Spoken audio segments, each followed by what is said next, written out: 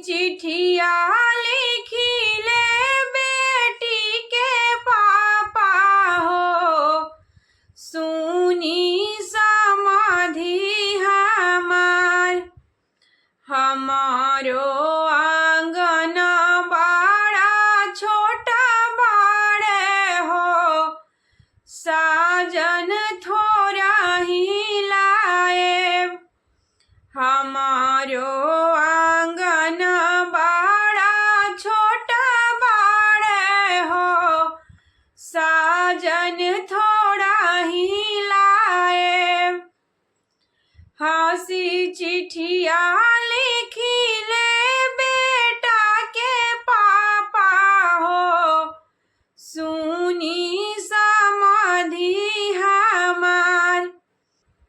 हमारो साजन बहुत बड़े हो, साजन लेके आई। हमारो साजन बहुत बड़े हो, साजन लेके आई।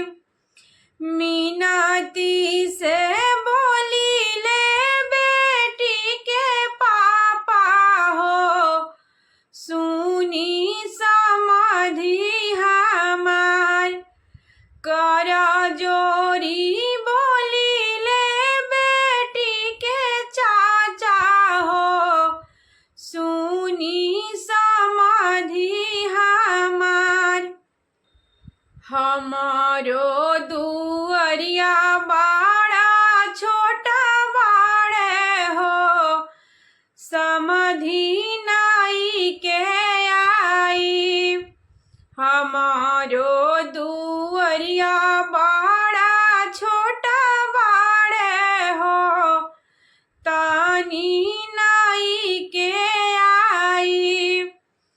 तड़पी के बोली ले बेटा के पापा हो, सुनी समाधि हमार। हमाहू